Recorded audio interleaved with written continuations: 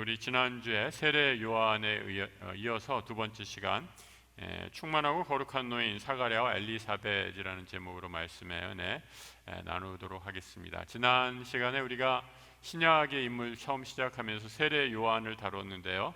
오늘은 그 세례 요한의 부모님들이죠. 사가랴와 엘리사벳에 대해서 다루고자 합니다. 지난 시간 우리 기억하시는 분들은 아시겠지만 세례 요한이 부모의 나실인 서약을 하고 태어났다. 이 부모로부터 신앙 교육을 아주 잘 받았다라고만 언급하고 더 이상 자세하게는 얘기를 안 했습니다. 왜냐하면 다음 주 오늘 다룰 것이기 때문에. 그래서 오늘은 이 세례 요한의 부모의 모습을 통해서 한번 우리가 그들에게 배워야 할 것이 무엇인가, 신앙의 모범이 무엇인가 한번 생각하고 묵상하고 기도하는 시간을 삼았으면 좋겠습니다.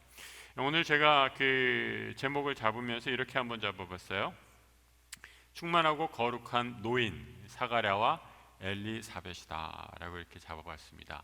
아마 이 현대 그인들에게 여러분들 특별히 우리 여성분들에게 죄송한 말씀이지만 이 나이 들어 보인다 그러는 말만큼 기분 나쁜 말이 없으시죠, 그죠?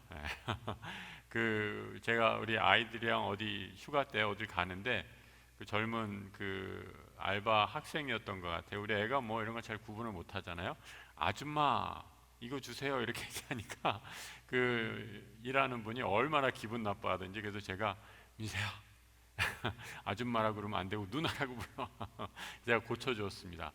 그 현대인들에게 이 노화라는 거, 이 늙어간다라는 것처럼 아주 두려운 대상이 없지 않나라는 생각을 하게 됩니다. 그래서 이 소위 안티에이징이라고 그러잖아요. 이 노화를 거스르는 산업, 뭐 화장품 이런 뷰티 산업이다라는 것이 엄청난 많은 또 활황을 하는 것을 보게 됩니다.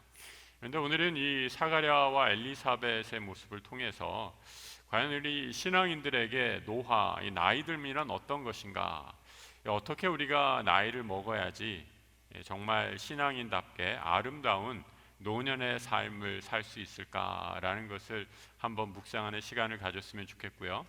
여러분, 이 나이듦이라는 게 그래서 그냥 이 자리에 계신 뭐 몇 세 이상 그 어른들에게만 해당되는 말씀입니다라고 절대 이렇지 않고요. 이 인간인 이상 모두가 다 언젠가는 노인이 될 수밖에 없잖아요. 그래서 오늘 이 자리에 오신 분, 또 인터넷으로 함께 참여하시는 분도 아마 그런 기도의 제목을 삼고 같이 기도했으면 좋겠습니다. 하나님 앞에 내가 오늘 사가랴와 엘리사벳 부부에게서 나타나는 멋진 그런 믿음의 노년의 사람이 될 수 있게 해주십시오라는 기도의 제목이 우리에게 생기기를 바라는 마음으로 오늘 말씀을 함께 나누었으면 좋겠습니다. 사가랴와 이 엘리사벳 어떤 시대에 태어났는가? 이 아주 이 이스라엘의 역사상 어두운 시기에 태어났다라고 이렇게 활동했다, 또 하나님의 부름을 받았다라고 이렇게 말씀드릴 수 있습니다. 그것은 왜 그러냐면 이 구약의 맨 마지막 책이 여러분 무슨 책이죠?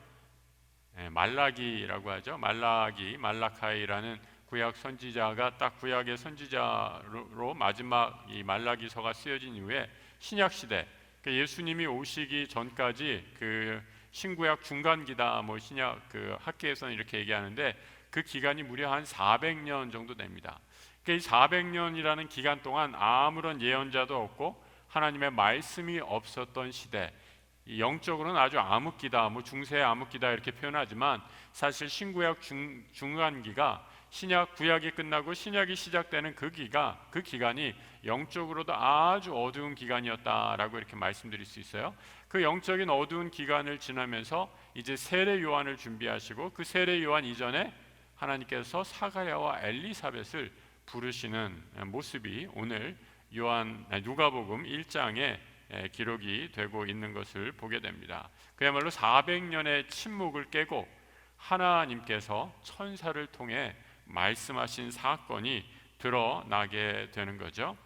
그 배경을 오늘 5절에서 6절 이렇게 말씀해 주고 있죠. 우리 나눠드린 그 유인물에도 있습니다. 한번 같이 한번 읽어볼까요?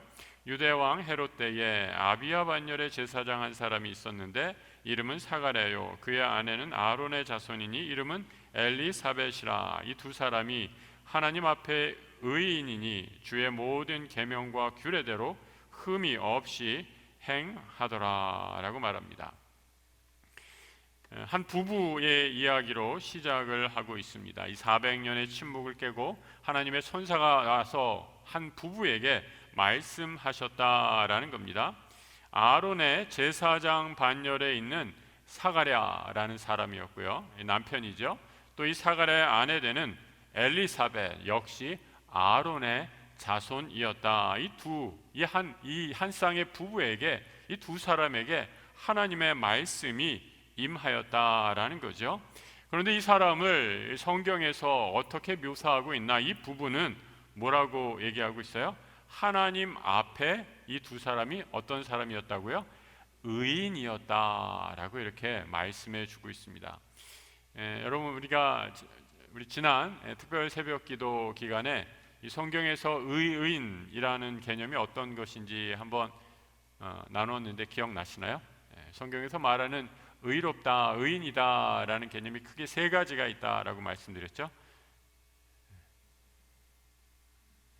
시험 볼까봐 무서워서 이 세 가지 개념, 어떤 개념들이 있었나요? 처음으로 이 도덕적인 의미의 의가 있었다. 그리고 관계적인 의미의 의인, 그리고 마지막으로 법정적인 의미의 의인이 있다라고 이렇게 말씀드렸잖아요. 이 도덕적 의미의 의다라는 것은 쉽게 말해서 뭐 진짜 이 법을 잘 지키는 사람이에요. 그래서 여기서 도덕적 의미의 의인이다라는 건 하나님의 율법의 말씀이 있고 그 율법의 말씀을 하나하나 잘 지키는 사람, 그 사람이 바로 의인이다라고 이렇게 얘기할 수 있죠. 그다음에 관계적 의인이다라는 건 하나님과의 관계 속에서 그의 죄를 늘 고백하고 하나님과 살아있는 생명의 교제를 하는 사람, 이 사람이 관계적인 의인, 하나님과의 생명의 관계를 맺고 있다라는 뜻에서 관계적인 의인이다라고 이렇게 말씀드렸고요.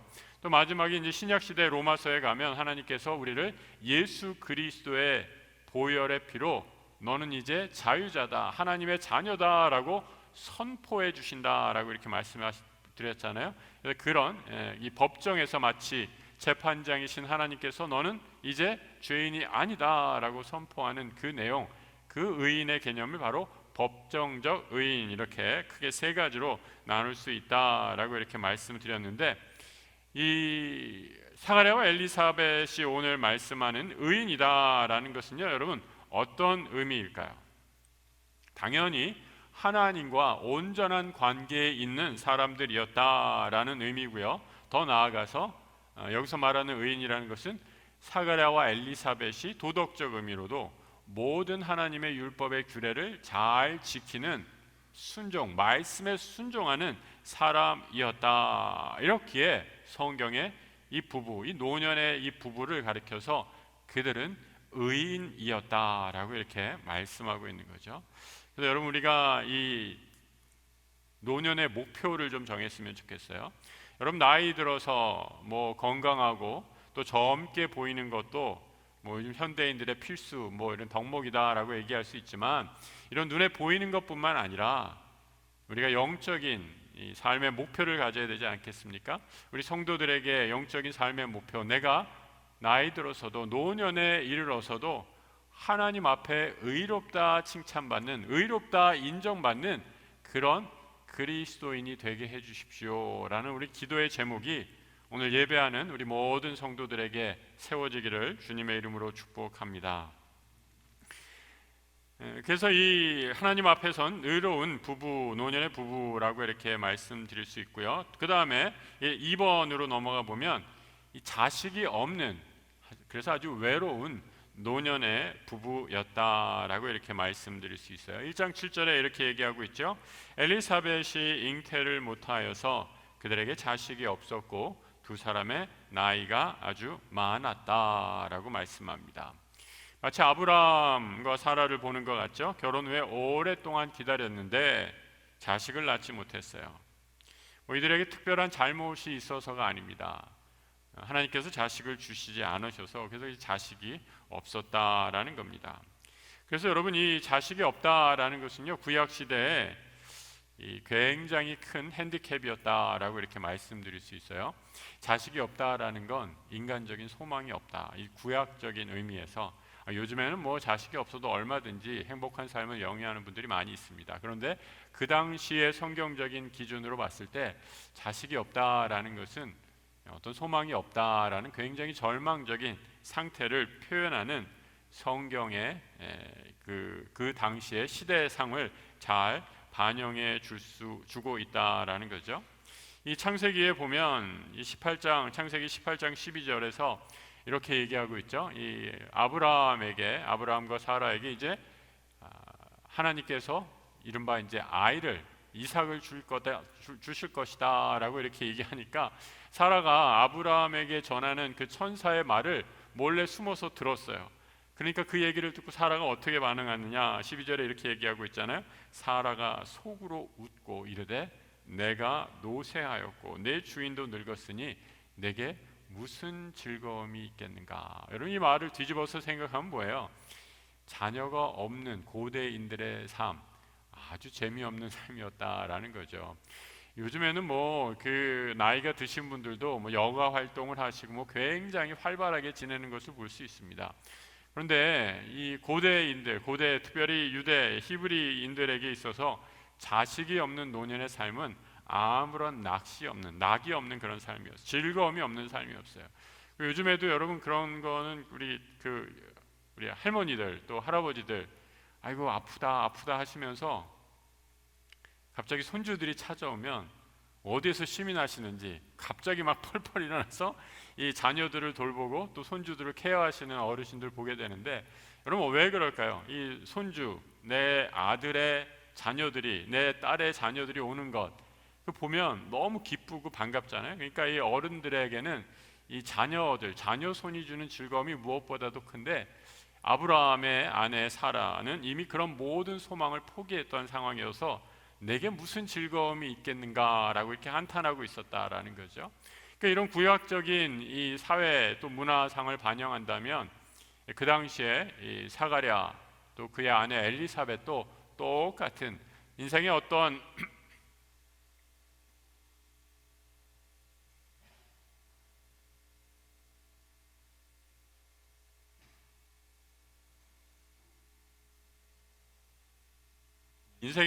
그 소망과 기쁨도 다 잊어버리고 기쁨 없이 어떤 즐거움도 없이 살아갔던 그런 사람이었다라고 이렇게 얘기할 수 있습니다.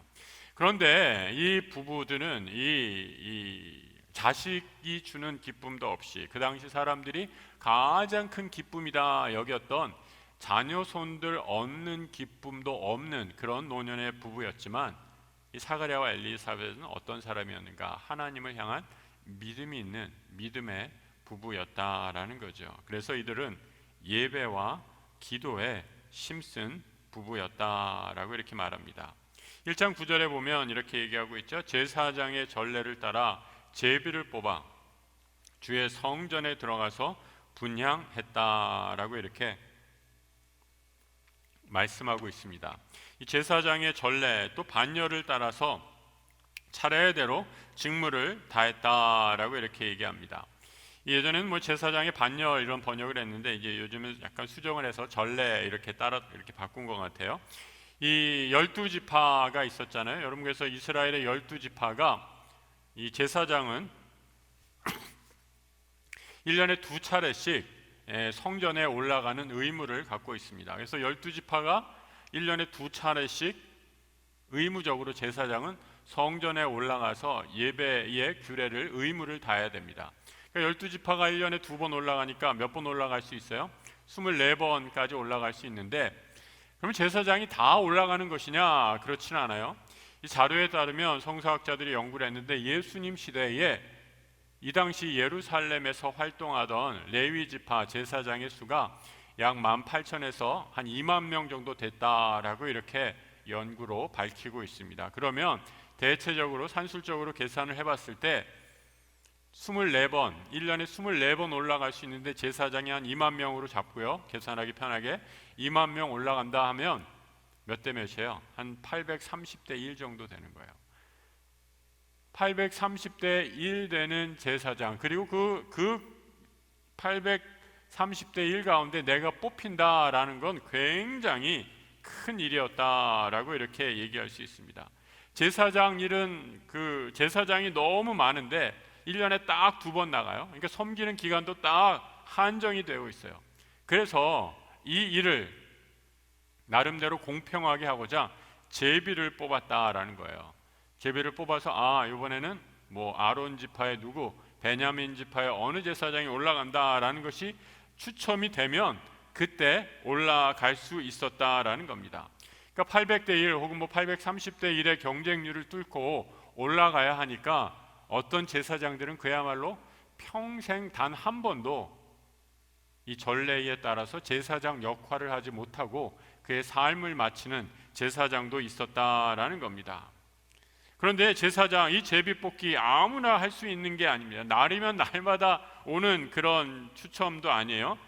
늘 성전에서 기도했던 사가랴가 여기에 이 일에 당첨된 거예요. 어떻게 이런 일이 있었는가? 어떻게 이런 일이 가능했던가? 사가랴는 이렇게 말씀하고 있죠. 늘 기도하기를 힘쓴 사람이었기에 그 자리에서 그 추첨이 당첨되었을 때 이 직분을 수행할 수 있었다라는 겁니다. 여러분, 만약에 사가랴가 이런 생각을 했다라고 상상해 보세요. 내가 나이도 많은데, 아이도 없는데, 하나님이 내 기도도 들어주지 않는데 제사는 해서 뭐하노 이렇게 생각했다면 이번에 또 추천해서 되겠어? 아니, 설사 된다 한들 그거 제사장 일하는 거 얼마나 힘들고 고된데 나는 아예 안 갈랜다라고 이렇게 그 자리에 없었다면 아무런 낚시 없는 사가랴 부부, 이 제비뽑기에 당첨될 확률이 없었다라는 거죠. 그런데 누가복음에서는 어떤 사가랴의 모습을 보여주고 있는가? 자신에게 맡겨진 일을 비가 오나 눈이 오나 묵묵히 수행하고 있는 그 사가랴의 모습을 보여주고 있습니다. 이것은 뭘 말해주고 있는가? 내가 자식이 없어요. 내가 나이가 많아요. 그래도 아무런 상관없이 하나님께서 나에게 주신 사명을 오늘도 나는 묵묵히 감당한다라는 것을 보여주는 저자 누가의 의도적인 기록이다라고 말씀드릴 수 있습니다. 나이 많고 인간적인 소망이 없을 때조차도 이들 부부는 늘 하나님 앞에서 예배하는 그런 부부였다라는 겁니다.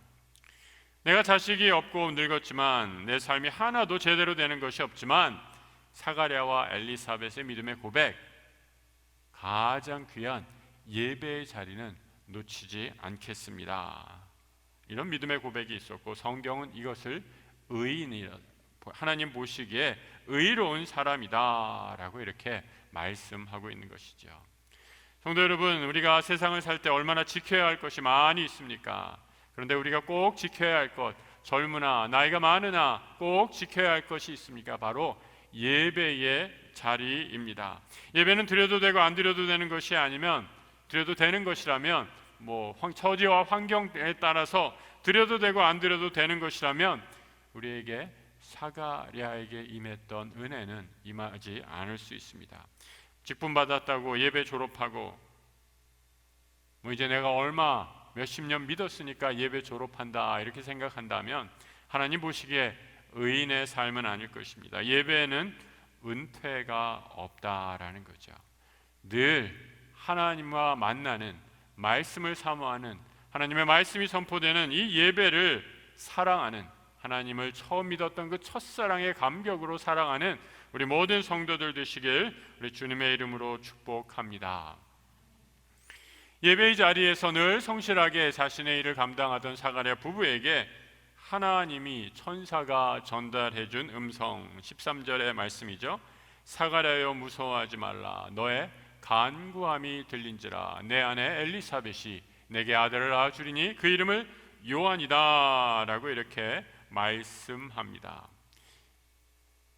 여러분, 천사가 말한 것이 어떤 내용이었죠? 너의 간구함이 들렸다라고 이렇게 말씀하고 있어요. 그러면 사가랴의 간구의 내용이 무엇이었는가라고 이렇게 성경에서 밝히고 있지는 않아요. 그런데 너의 간구함이 들렸다, 그리고 이어지는 내용이 자식에 관한 내용인 것을 보면 분명히 그리고 확실하게 사가랴의 기도의 내용 가운데 자식을 놓고 기도하는 내용이 있었다라는 거예요. 하나님, 내가 나이 들고 내 아내 엘리사벳도 이제 나이가 많이 들었지만 그 오래 전에 아마 아브라함, 그 조상 아브라함의 이야기를 기억하고 이렇게 기도하지 않았을까요? 그 오래전에 우리의 조상 아브라함이 사라를 통해서 정말 인간적인 소망이 없었을 때 기적적으로 아들 이삭을 주셨던 것처럼 그 오래전에 일어난 역사, 우리 부부에게도 다시 허락해 주십시오라고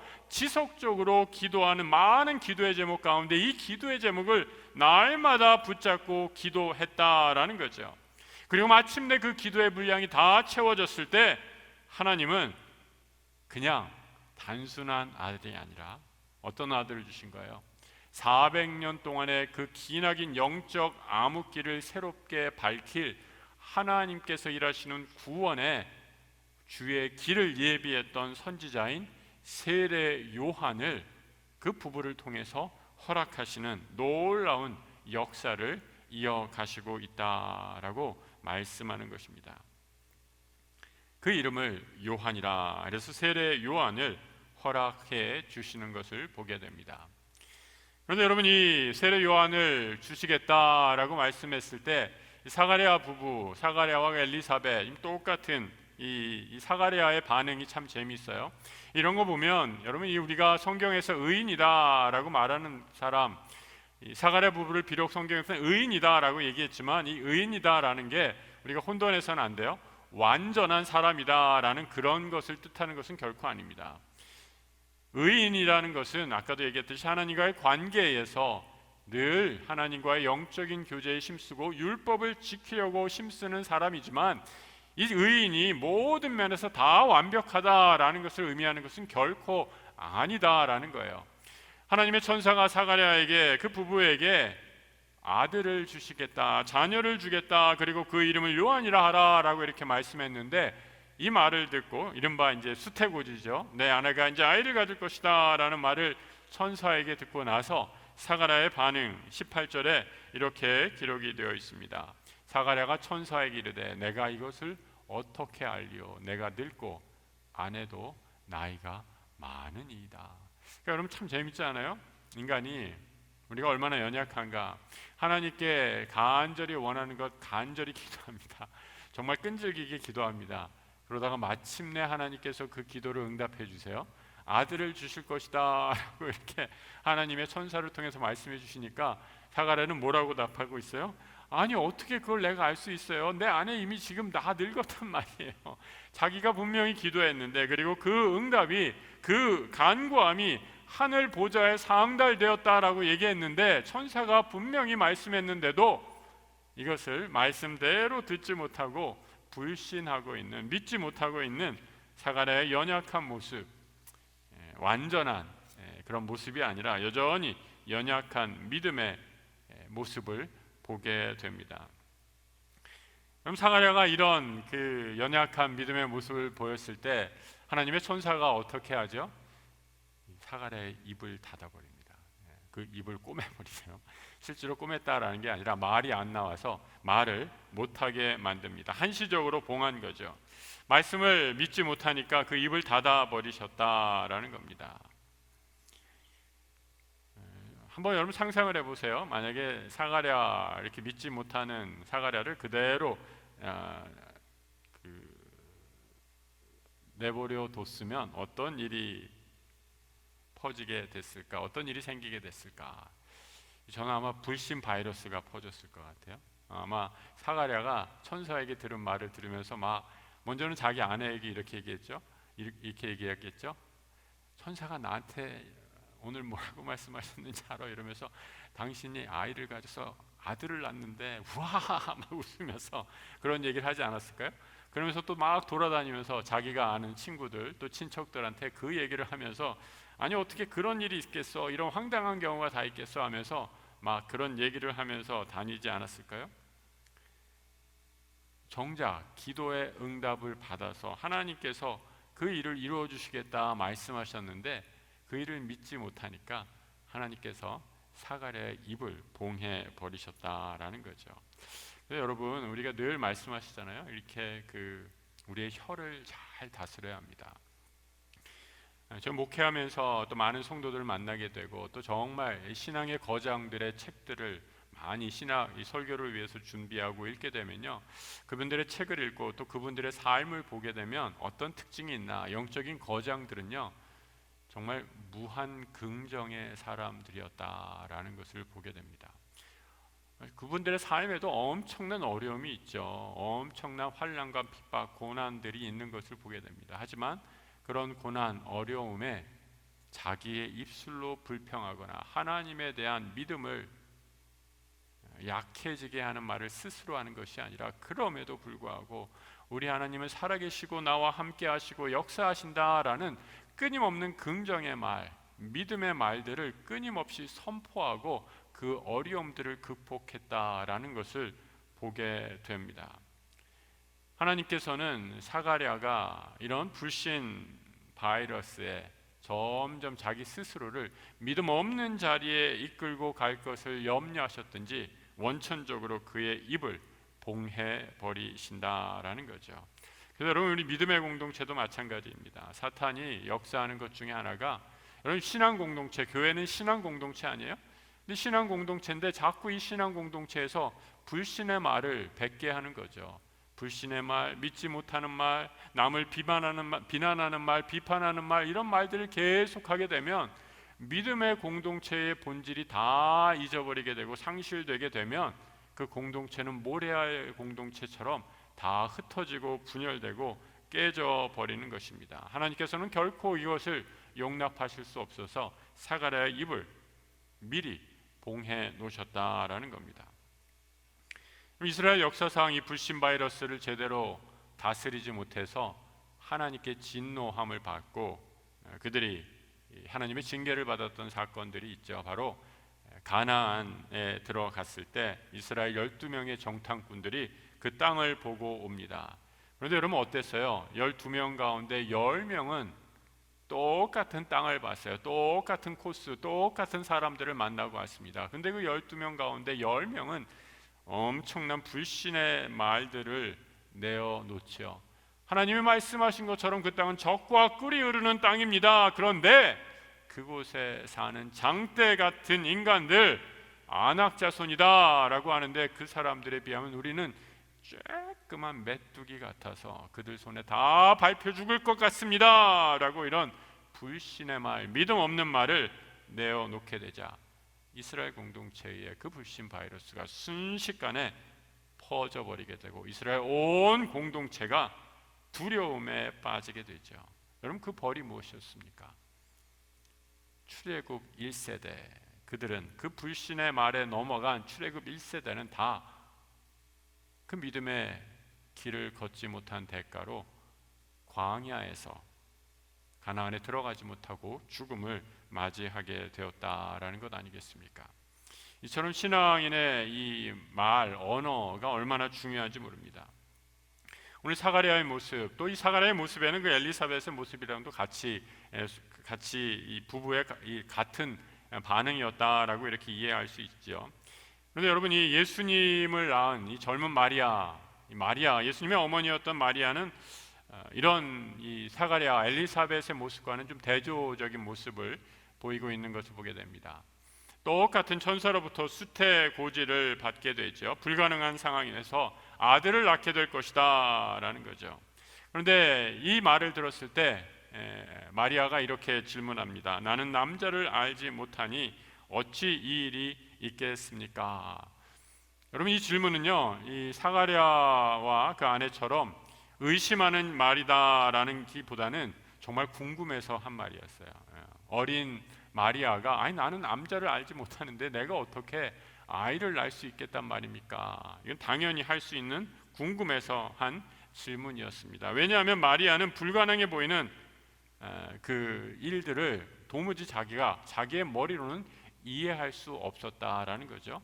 그런데 이 모든 것이 하나님께서 계획하신 일이다라고 이렇게 말씀해 주시자 마리아가 이렇게 믿음으로 고백을 하죠. 1장 45절의 고백이죠. 주께서 하신 말씀이, 그 다음에 어떻게 되고 있어요? 반드시 이루어지리라 라고 믿은 그 여자에게 복이 있도다. 그 여자는 누구를 가리켜요? 마리아를 가르치죠. 그러니까 여러분, 우리가 살면서 얼마나 우리의 믿음 없는 순간들이 많은가라는 것을, 이 모습을 보면서 다시 한번 말씀에 비추어 반성하게 됩니다. 여러분, 여기서 제가 이렇게 이 구절을 이렇게 뽑으면서 이런 제목을 붙여봤어요. 4번, 경험이 기도 응답보다 앞서는 노년 부부다라고 이렇게 제목을 붙여봤습니다. 무슨 의미예요? 나이가 들어간다라는 것 분명합니다. 사람을 지혜롭게 만들어주죠. 분명합니다. 저는 이 자리에 있는 많은 어르신들, 또 인생의 수많은 경험을 하셨던 어르신들의 그 귀한 경험 마땅히 존중받아야 되고, 삶의 지혜에서 오는 그런 많은 경험들 젊은 세대, 다음 세대가 꼭 귀 기울여서 경청해야 한다라고 생각합니다. 그런데 여러분, 우리가 꼭 그럼에도 불구하고 잊지 말아야 할 것이 있어요. 무엇인가? 인간의 경험은 다 제한적일 수밖에 없다라는 겁니다. 아무리 나이가 많아도, 그 많은 연령이 많은 분들이 경험한 경험도 제한적일 수밖에 없다. 그래서 내가 경험한 것, 그것만이 다가 아니다라는 겸손한 마음을 가지고 하나님께서 하시는 일, 하나님께서 행하시는 일, 내가 한 번도 경험하지 않았던 일을 행하시는 하나님의 놀라운 역사, 그 일에 대해 이것은 하나님이 하시는 것이군요 라고 겸손하게 바라볼 수 있는 믿음의 눈을 가지고 있어야 한다라는 거죠. 그런데 여러분, 실제로 이런 일을 참 드문 경우입니다. 정말 그렇지 못한 경우가 훨씬 많죠. 내가 경험한 것이 전부라고 믿기 때문에, 그럼 어떻게 생각합니까? 이 젊은이들을 이해를 못하잖아요. 그래서 너희들도 다 나 그대로 따라와, 그렇게 해서 붙은 부정적인 말이 꼰대라는 말, 그런 말 아니겠어요? 그러니까 어른들이랑 젊은이들이 대화하고 소통하려고 하는데, 당신들이 경험했던 게 전부다라고 생각하니까 젊은 세대들, 경험이 당연히 적고 그 지식도 적은 젊은이들을 이해하지 못하니까 이 대화가 안 되는 것들을 보게 됩니다. 사가랴의 입을 막으셨다라는 것을 보면서 우리가 배워야 할 것, 어떤 것입니까? 여러분, 오해하지 마세요. 이렇게 그 나이가 들면 입을 다물라라는 그런 뜻이 아니라, 하나님께서 하시는 일에 대해 열려 있는 영적인 민감함을 우리가 더 키워야 한다라는 거죠. 우리 신앙이 깊으신 장로님과 한번 통화하다가 그런 얘기 하시더라고요. 가정에 어떤 일이 있었을 때 마지막에, 목사님, 이 일을 통해서 하나님이 어떤 말씀을 하시는 건지 저도 모르겠습니다. 같이 기도해 주십시오 라고 이렇게 기도 부탁하는 걸 듣고 제가 참 감동했습니다. 이 장로님은 연세가 많으셨는데도 하나님의 뜻이 무엇인지 지금 이 순간에도 간절히 구하고 그 뜻을 묻고 계시구나라는 그런 생각이 들었기 때문입니다. 우리 약수의 모든 성도님들, 여러분들, 우리의 기도의 제목이 오늘 이 밤에 이런 기도의 제목을 가지면 어떻겠습니까? 하나님, 내가 나이 많이 들고 또 경험이 많을지라도 내 경험이 전부다라고 여기지 않게 해주시고, 하나님께서 하시는 새로운 일에 대해서 마음을 활짝 열고 받아들일 수 있는 믿음의 눈을 갖게 해주십시오. 여러분, 그런 노년이 된다면 우리 몸은 좀 쇠하고 기력은 쇠할지 모르나 정말 그의 정신, 영혼은 청년과 같은 그런 하나님의 사람이 될 줄로 믿습니다. 마지막으로 5번, 하나님께 영광을 돌리는 노년의 부부였다라고 이렇게 말씀드릴 수 있죠. 사가랴의 입을 막으신 후에 다시 하나님께서 요한을 허락해 주시고 하나님의 언약대로 요한을 허락해 주십니다. 그럼 이 일을 있은 후에 사가랴와 엘리사벳이 완전히 늘 경건한 그 믿음의 훈련 속에서 성실한 삶을 살았던 이 사가랴 엘리사벳이 더 성령 충만한 모습으로 변해져 있는 것을 보게 됩니다. 부정의 사람에서 긍정의 사람으로 바뀌게 되고요. 어떻게 이런 일이 있겠습니까? 라고 의심하고 질문했던 사가랴의 마음이 이제 찬양하고 하나님께서 하시는 놀라운 일들을 영광을 돌리는 그런 모습으로 변화된 것을 보게 되죠. 마리아가 사가랴의 집을 방문할 때 엘리사벳이 성령 충만해서 이렇게 그 마리아를 축복하면서 얘기하죠. 큰 소리로 불러 이르되 여자 중에 내가 복이 있으며 내 태중의 아이도 복이 있도다 라고 말씀하시면서 성령 충만하여서 하나님의 구원의 역사를 찬양하고 있는 것을 보게 됩니다. 또 이어지는 45절의 말씀, 아까 읽은 것처럼 주께서 하신 말씀이 반드시 이루어지리라 믿은 그 여자는 복이 있도다. 자신도 경험했고 또 자신과 똑같은 경험을 이제 곧이어서 마리아라는 젊은 여성이 하기에 그것을 바라보며 하나님께 영광을 돌리는 구원의 역사를 찬양하는 노인으로 변해 있는 것을 보게 되죠. 여러분, 이 일이 있은 후에 약속대로 세례 요한이 탄생하게 됩니다. 출생하게 되죠. 요한이라는 이름은요, 어떤 뜻이냐? 여호와는 자비하시다. 존이라는 이름은 여호와는 자비하시다라는 그런 이름의 뜻입니다. 그런데 이 요한이라는 이름은요, 우리도 그런 이름 짓잖아요. 여러분, 우리 그거 따지시는 분들은 이 유교 문화가 좀 강한 가정에서 그거 따지시는 분들은 학렬, 그죠? 우리 이름 지을 때 그런 거 굉장히 많이 따지잖아요. 그래서 어떤 한자를 쓸까, 뭐 음양 오행까지 다 따지면서 학렬 생각하고 이런 거 다 따져서 이름 석자를 짓는 거를 보게 되는데, 이스라엘에도 그런 그 풍습이 있었던 것 같아요. 이름을 짓는데 그 친족 중에 61절에 보니까 이렇죠. 요한이라는 이름은 쓴 적이 없어. 그런데 왜 우리 사가랴 이 아론 가문에 지금 무슨 지파 무슨 파인데 이 파에서 이런 이름을 쓴 적이 없는데 너는 왜 갑자기 낯선 이 이름을 쓰느냐라고 이렇게 주변 사람들이 다 의아해 했다라는 겁니다. 그런데 여러분, 사가랴와 엘리사벳은요 이미 한번 경험했죠. 왜요?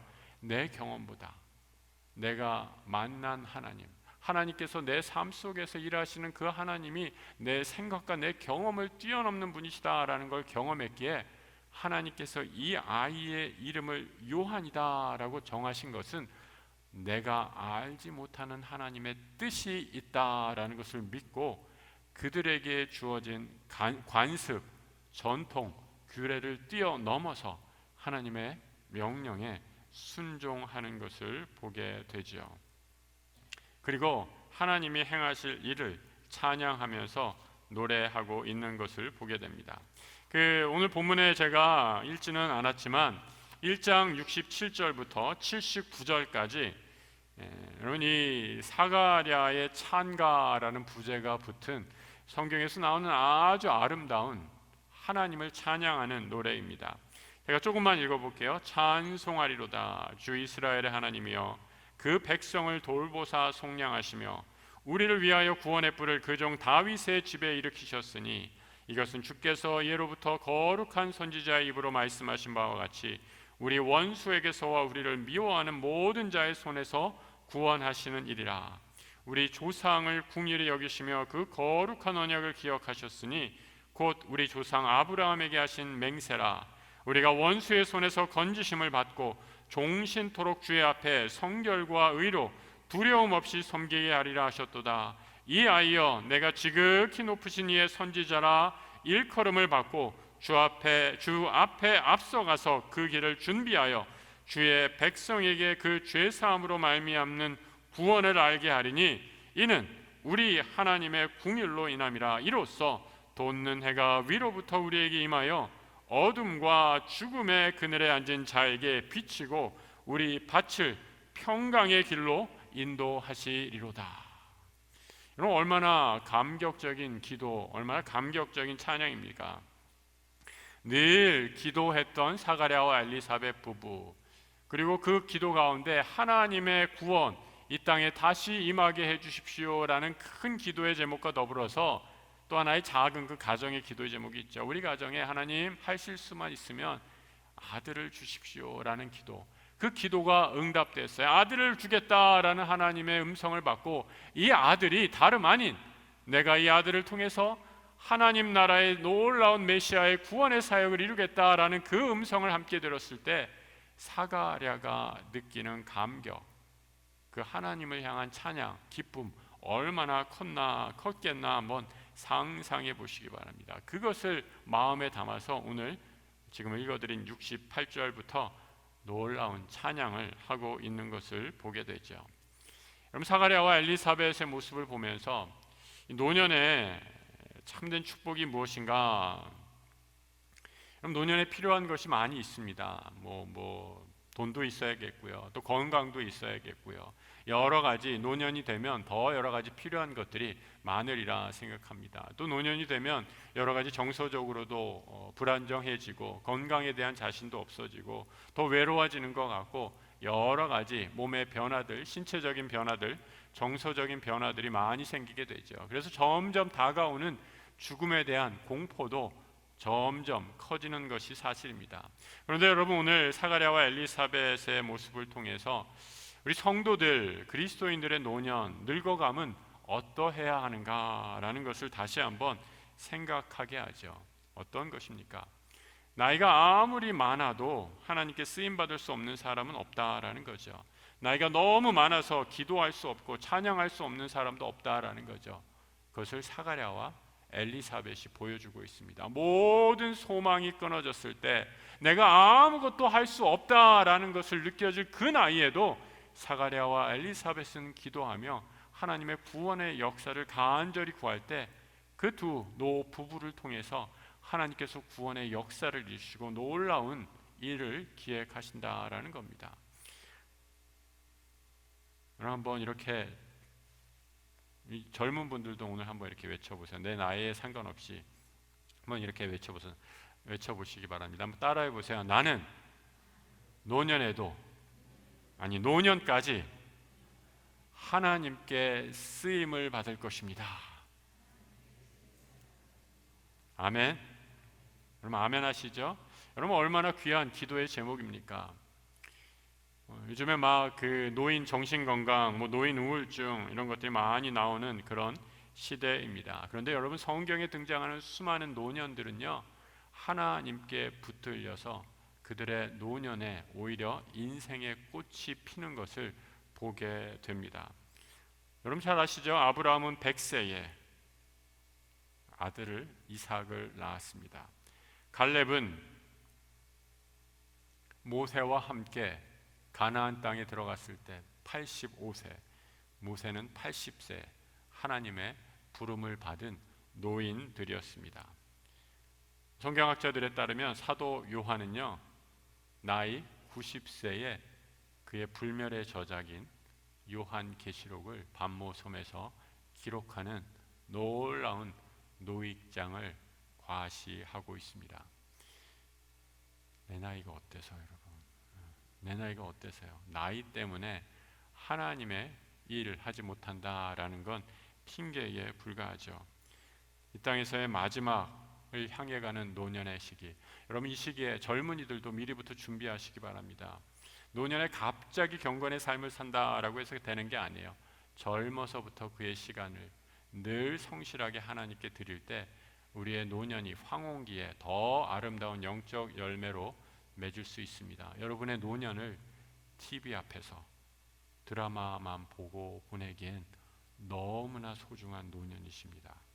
여러분 꼭 기억하시고 내 삶을 하나님 나라 부르는 그 시간까지 믿음으로 새로운 일에 도전하고 더 많이 기도하고 더 많이 칭찬하고 믿음의 말을 전하고 찬양하는 정말 아름다운 노년의 삶을 사시는 우리 모든 약수의 성도들 되시길 우리 주님의 이름으로 축복합니다.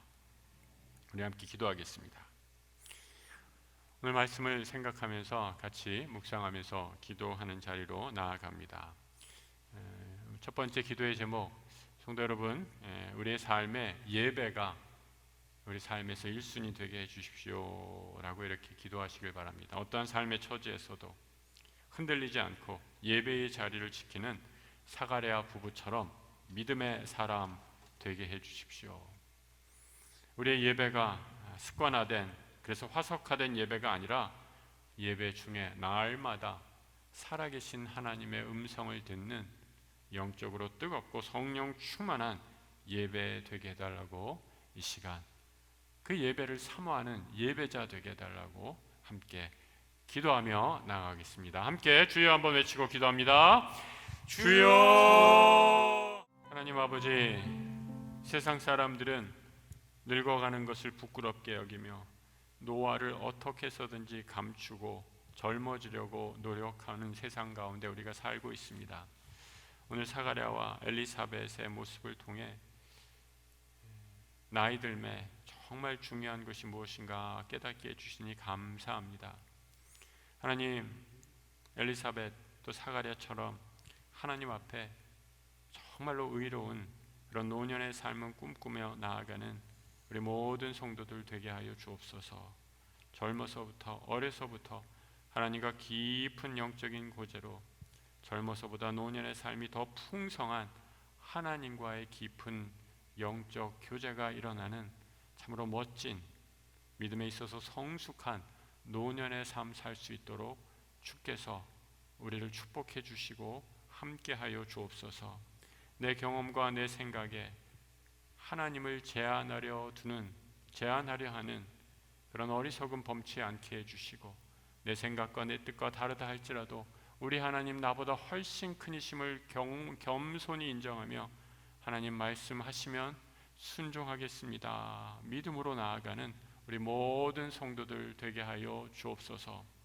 오늘도 우리 믿음의 권속들을 위해 올려드린 기도의 제목들, 또 연약한 성도들을 위해 기도하는 귀한 중보의 제목들, 특별히 어려운 일을 당해서 사랑하는 사람을 잃고 안타까워하는 우리 성도들 위에 하늘의 위로로 함께 해주시며 아버지, 우리가 이 땅에서는 비록 슬퍼하고 또 낙담하고 괴로워하나 저 천국에서 우리 하나님께서 우리의 모든 눈물을 닦아주시고 기쁨으로 감사로 찬양으로 영광 돌릴 그날을 바라보며 이 땅을 소망으로 믿음으로 걸어가는 우리 모든 성도들 되게 하여 주옵소서.